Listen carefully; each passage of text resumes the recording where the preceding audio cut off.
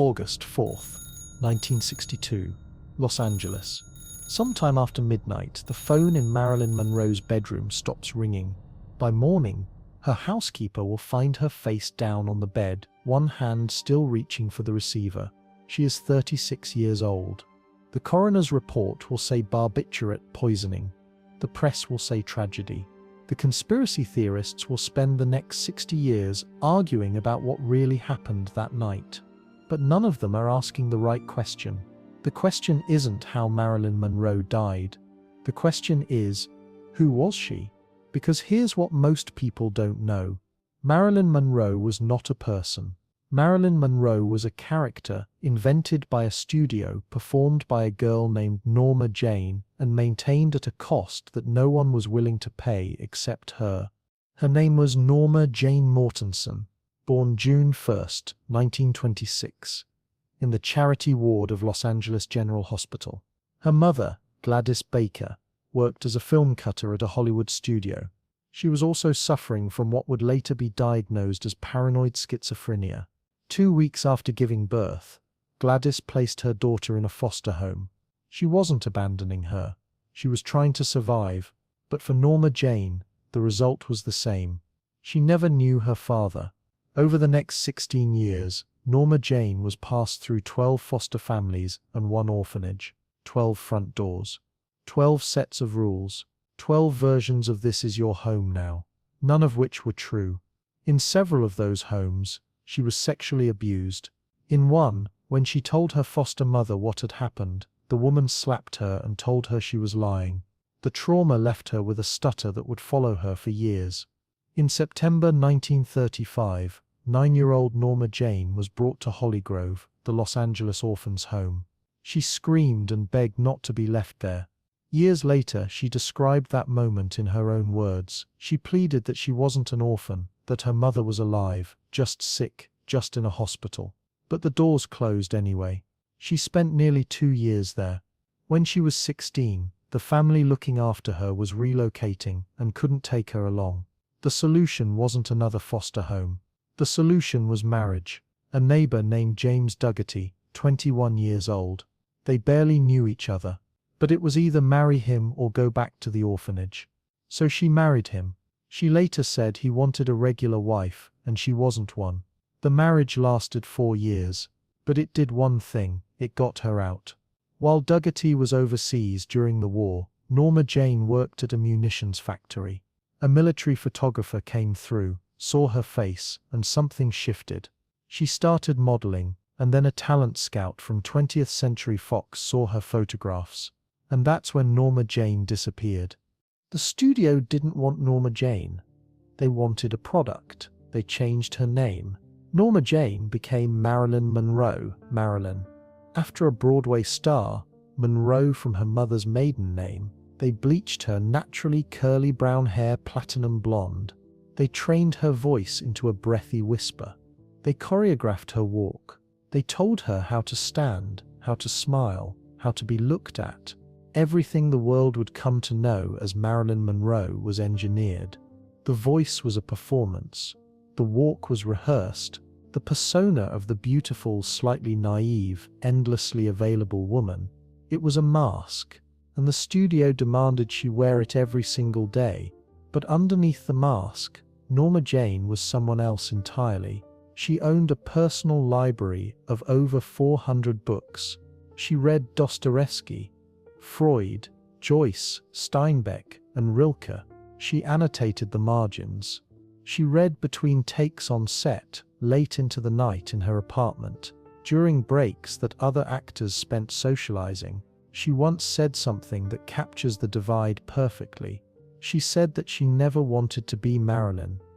It just happened that Marilyn was like a veil she wore over Norma Jeane. A veil, her own word for it. The studio didn't just build the character, they enforced it. When photographers caught Marilyn reading on set, those images were often suppressed.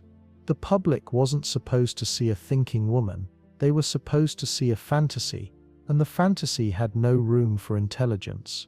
In 1954, she went to Korea to entertain American troops. She performed for over 100,000 soldiers in 4 days. She later said it was the first time she ever felt like she mattered, not as Marilyn, but as something real. Thousands of people looking at her, and for once, she felt seen. But that feeling didn't last. She married Joe DiMaggio, America's greatest baseball player. It lasted 9 months. He couldn't handle the image. He couldn't separate the woman from the product.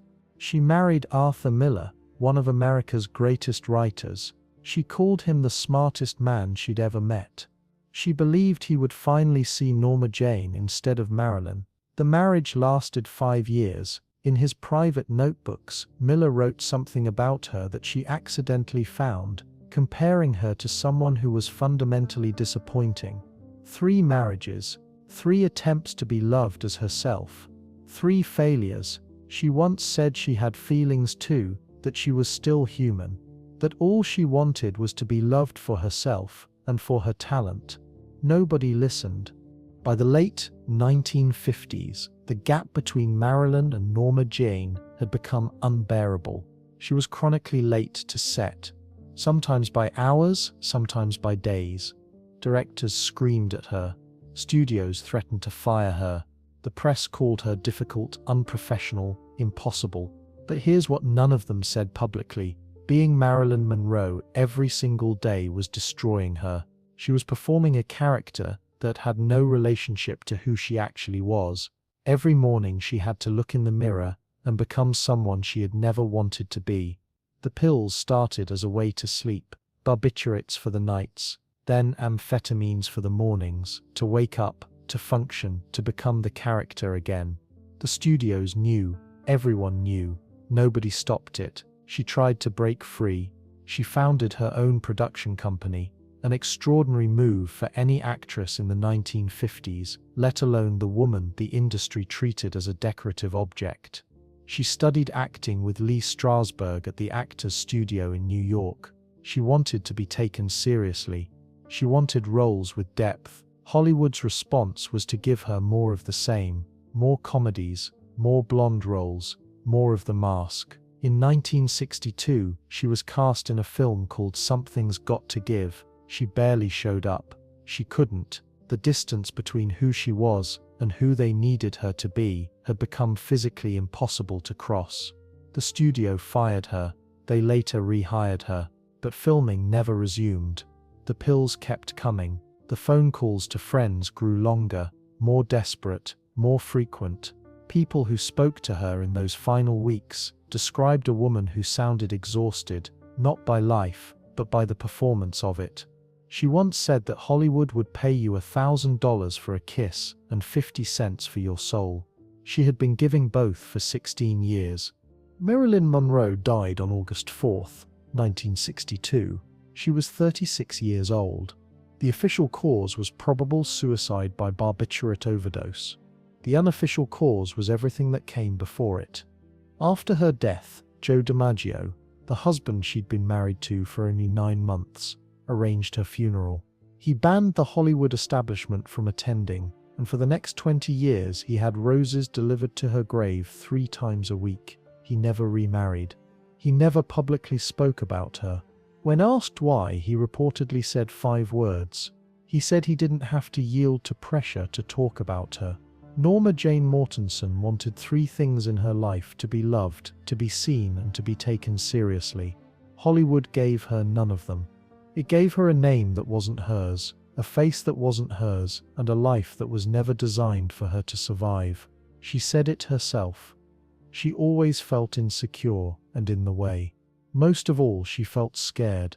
All she ever wanted was love, more than anything else in the world. 400 books in her library, 12 foster homes in her childhood, 3 husbands who couldn't reach her. And 60 years later, the world still calls her by the name the studio gave her. Her real name was Norma Jeane, and nobody ever asked her what she wanted to be called. If this story changed how you see her, share it with someone who only knows the myth. And if you want to see the real stories behind more icons, subscribe, there's more to come.